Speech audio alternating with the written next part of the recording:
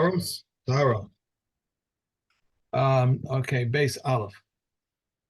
Why am I on the wrong page here? Base Aleph. Okay. If a woman was pickling great greens in a pot and she touched a leaf that was outside the pot on a dry spot, even though it has the volume of an egg, it is tummy, but all the rest is tahor. If she touched it on a wet spot, if it contains the volume of an egg, everything is tummy.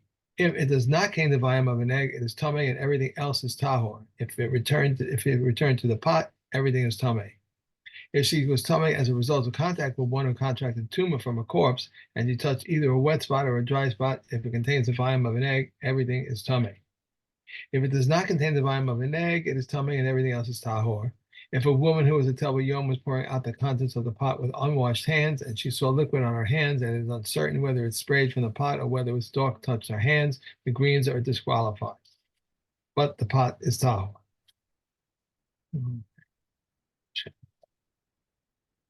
Reb Eliezer says, one who eats a Rishon food becomes a Rishon, a Sheni food becomes a Sheni, a Shlishi food becomes a Shlishi. Reb Yeshua says, one who eats a Rishon food or a Sheni food becomes a Sheni. If he eats a Shlishi food, he becomes a Sheni for sacrificial things, but not a Sheni for Truma. With Kulin that was made to the Tohoros standards of Truma. The Rishon of Chulin can become tummy and can be contaminated with Tuma. The Sheni disqualifies, does not contaminate with Tuma, and the Slishi may be eaten in a dish containing Truma. Okay. Okay. All right. These are very, very difficult Mishnahs, just by the way.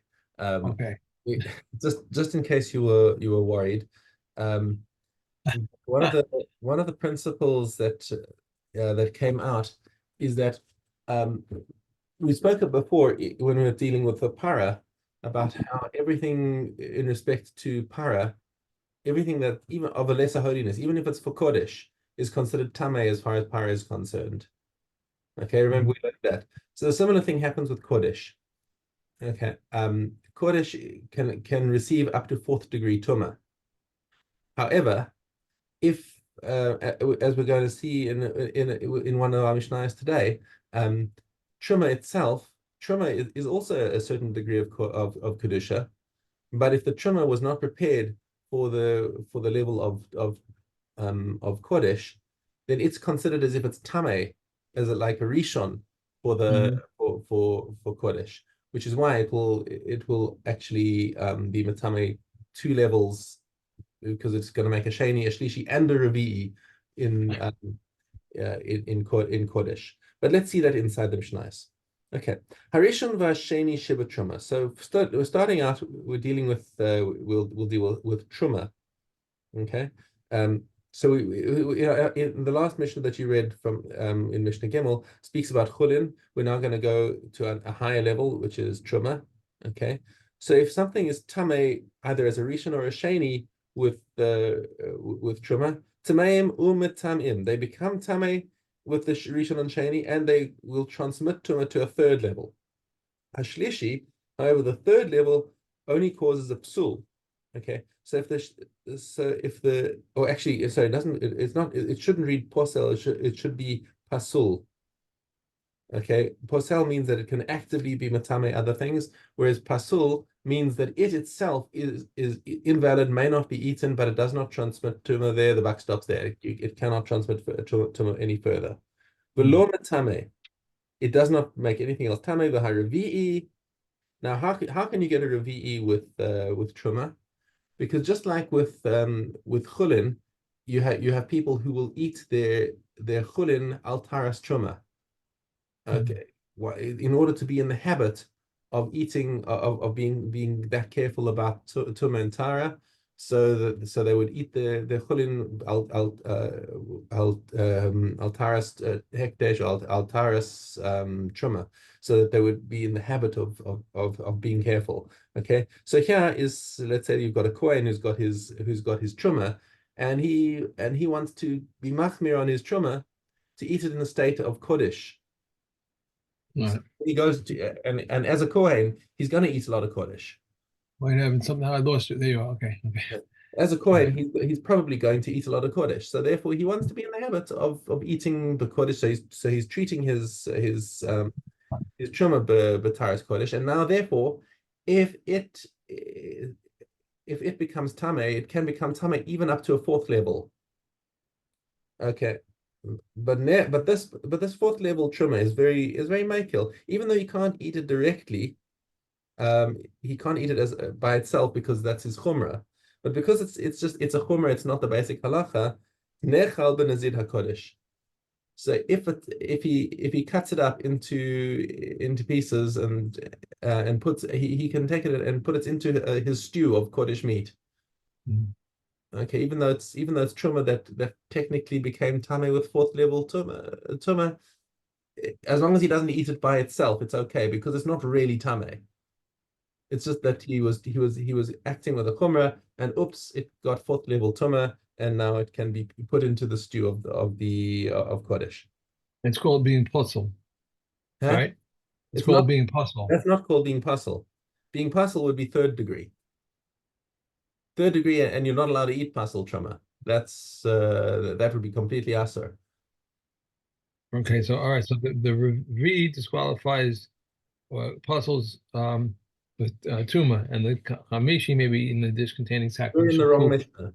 You're in the wrong Mishnah. You're in hey. Hey, I'm in Dalad. All right, turn to page one. All right, I'm sorry. Okay, I got the one. All right, okay, sorry. Okay. Okay. All All right. So now let's go into hey. right, so the revi can be eaten in a dish with sacrificial foods, as you Correct. said. That's Right. it. Okay. Okay. Now onto hey.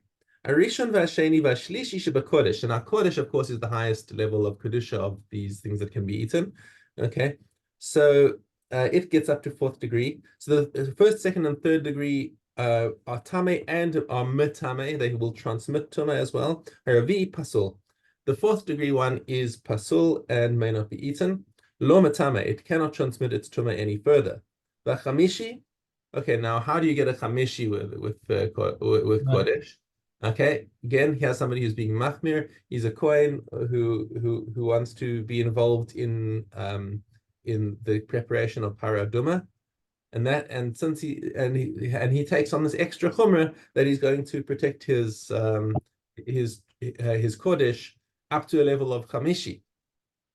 So now let's say it became chamishi, nechal benezir kodesh. It can in the previous two Mishnahs we said it could be mixed in a stew of something one level above it in kedusha. Here even back into kodesh, if this kodesh became fifth degree tame, okay, can't eat it by itself because that's his chumrah.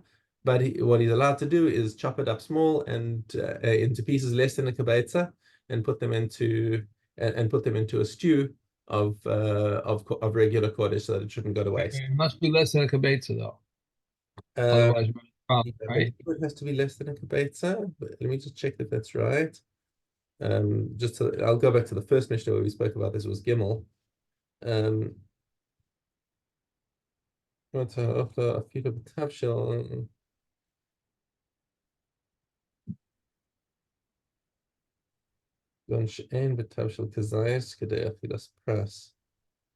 Right. Okay. So he explains that the Gemara explains that when we're talking about this tavshil, it means that if you ate the whole thing, you wouldn't be able to eat a full kazayas of the tummy of tummy in inverted commas, right? Of the tummy food, you wouldn't be able to eat a kazayas bichdei achilas pras. Okay, so it's such a small amount that you wouldn't be able to eat the full shear in the minimum time. Okay. It doesn't actually say anything about the kibetza, but Mistama, it has to be that way because if you left the size of a kibetza, a kibetza is two zaysim. So if you got that one piece in your mouth, then for sure you're eating it in Right. so it's got to be cut small. It's smaller than a kazayas even. Mhm.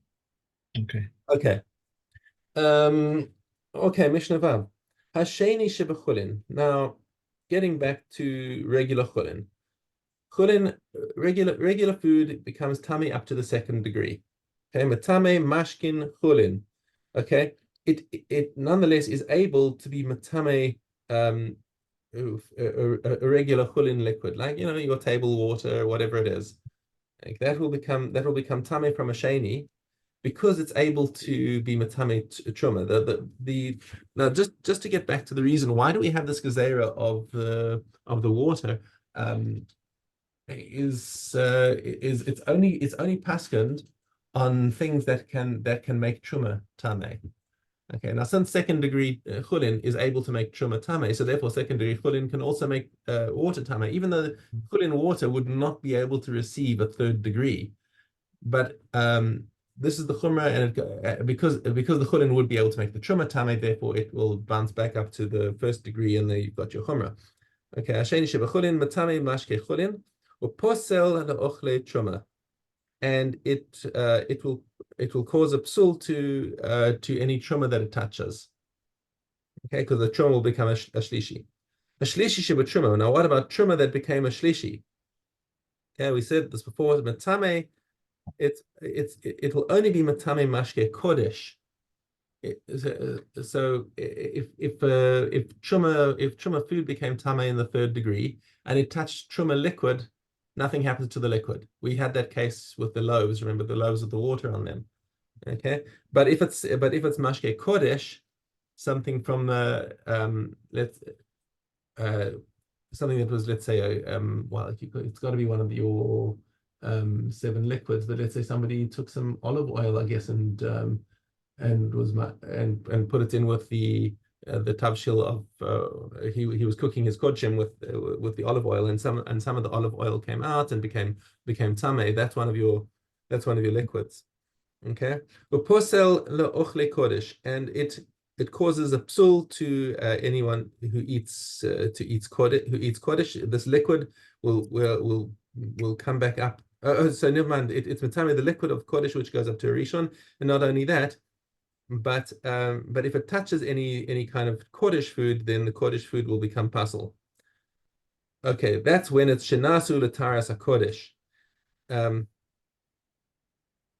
So that's only when the person who was eating the truma was keeping that chumrah of looking out for his truma as if it was kodesh. However, in nasu letaras truma, if it's just stam truma that a regular kohen is having, and he had no intention of keeping it specially tahor.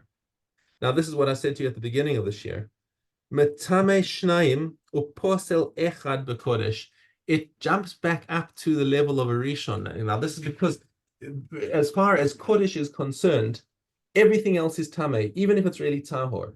So even if it was tahor truma which touched your kodesh, it's treated as if it's tameh. So it's so if it wasn't, and that's why a kohen might want to keep this chumrah of keeping his truma al taras kodesh. Right. Because then he'll be able to eat it with his kodshim. But if it hasn't been kept on that sort of level of shmira, then it's treated as if it's tameh. Same way as we were speaking about the para. If everything other than somebody who's been preparing for chatas is tameh as regards to the person who's prepared for chatas. So it's a similar thing with kodesh. Anything that was not prepared on the level of kodesh is considered tameh as regards kodesh. Okay. And that's how we explain that. Not so easy. Yeah. All right, let's go back to para. Yud Aleph Tes.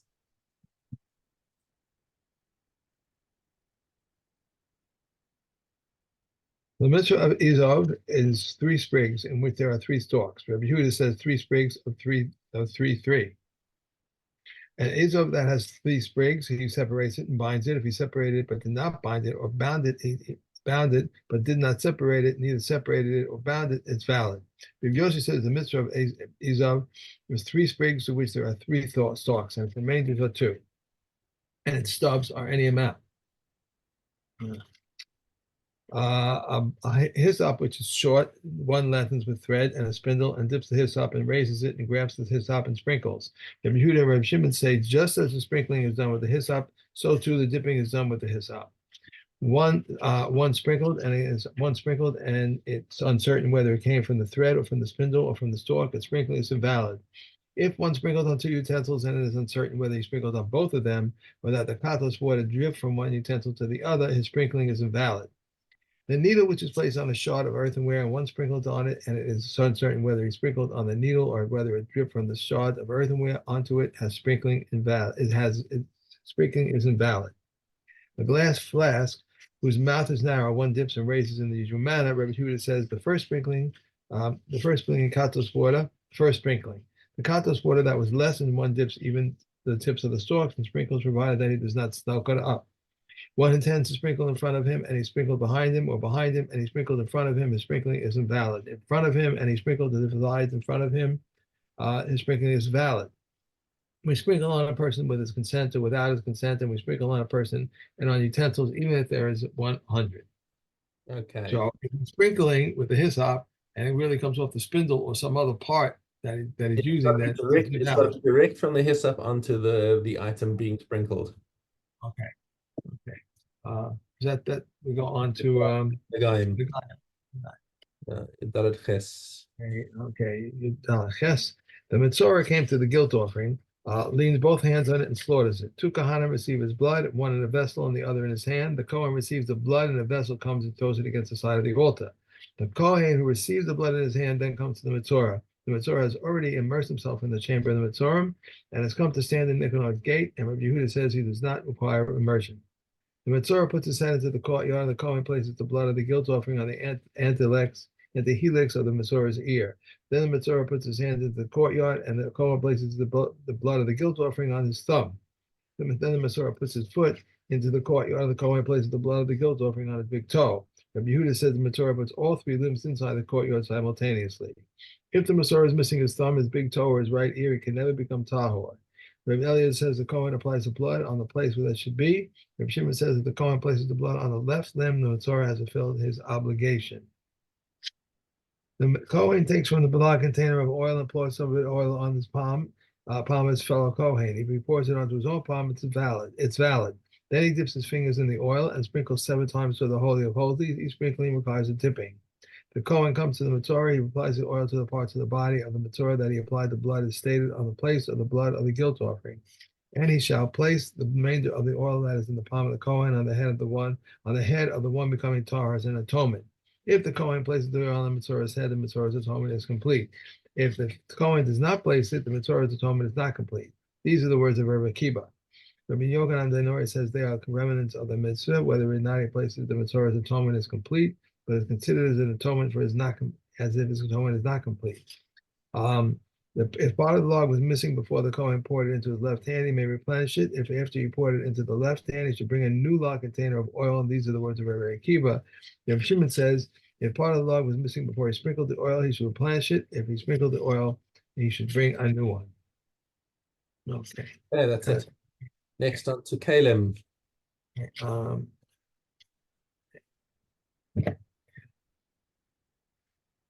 Okay. Lion. And similarly, if a piece of cloth that was woven to the size of 3 finger breadths by 3 finger breadths contracted porous cord truma, and subsequently when finished the whole piece of cloth, and afterward one thread was removed from the original cloth, it becomes tahor from corpse truma. But if it's tummy due to contact with the mace, if one thread was removed from the original cloth and subsequently one finished the whole piece of cloth, it is tahor. Because the sages said if a piece measuring 3 finger breadths by 3 finger breadths is lessened, it is tahor. But a piece measuring 3 finger breadths by 3 hand breadths is lessened. Even though it's not susceptible to midrash tuma, it is still susceptible to all other forms of tuma. Concerning a sheet that contracted to midrash tuma and was then made into a curtain, it becomes tahor from midrash tuma, but it is tameh due to contact with the midrash. Rabbi Yoshi says, why midrash did the sheet touch? Rather, it contracts contact tuma only if the zav himself touches it, rendering it tameh on account of the zav's touching. If a cloth that is 3 finger breadths by 3 hand breadths was divided, each half is tahor from midrash tuma, but it is tameh due to contact with the midrash. And Yossi says, why? Which midrash did this cloth touch? Rather, each half is tameh only if the zav himself touched the garment, rendering it tameh on account of the zav's touching. We have a piece of cloth. That's it. Yeah. I'm going on to Menachos. Okay, base pay.